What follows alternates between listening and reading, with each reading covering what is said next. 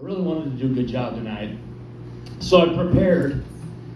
I knew I had written a joke about the clitoris and the G-spot. And so earlier I'm just like frantically going through my notes.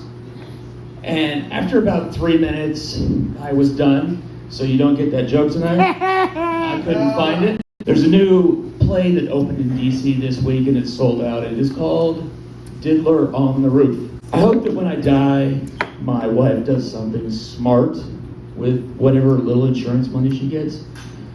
I really hope she buys a new couch. Because the one we have right now is really uncomfortable. Little Debbie snack cakes are not going to fill the void in me, but god damn are they trying. Little Debbie snack cakes are like the Navy SEALs of snack foods. And it's because they get in fast, they shoot some dopamine, they do a shit ton of damage, and they're gone. Growing up, I had one guy cut my hair for many, many years. He died. And it took me a while to trust anybody else to cut my hair. I finally found one, and I learned she passed recently too. So I asked my wife, I said, I just got this email about the gal who cuts my hair passing. Do you think her and the other guy are talking about me yet?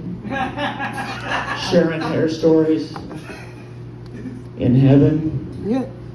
Actually, I didn't go to Great Clips, Fantastic Sam's, or Supercuts, so I'm not sure what denomination the stylists were, so I don't know if they went to heaven or not. Being here in peak football season, I see a lot of jerseys out.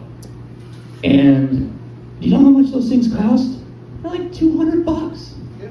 I wouldn't wear my wife's jersey for $200. And I love her a lot more than football. Now, if she can get her meatloaf game championship level, we'll talk. Parenting should have a low bar. And I learned that when I noted that a 9-month-old head will stop a ceiling fan. So I started low, and since then I've told my kids, guys, we're not gorgeous, we're not rich, we're not smart, we're not funny, but we're not healthy either, so do your best.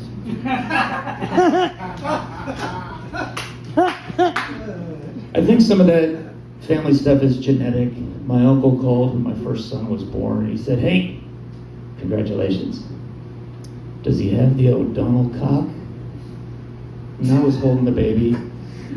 And so I lifted up his diaper and I said, Uncle Mike, he does. I just hope it gets bigger. My grandfather was a progressive. I found that out that he was into interracial relationships because he asked me to get him coffee. And I said, Grandpa, what kind of coffee would you like? He said, I like my coffee like I like my women. Sweet, hot, and black. Now, it's offensive these days. You can't really get away with saying that a lot of places. But I also like my coffee like I like my women. Bitter and expensive. That's better than ground up in a tin can, right? Modeling a while ago, it was consuming, actually more expensive than you thought. I'll probably still do it, like just as a hobby, but I need to get some new Legos before I can do that. And lastly, I'll tell you, when my son graduated from high school, my sister said, hey, I want to get him a feminist gift for graduation.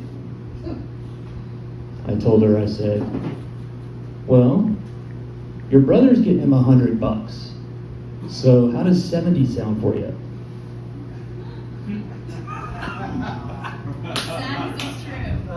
All right. Thanks a lot. Give it up for everybody. Have a great night.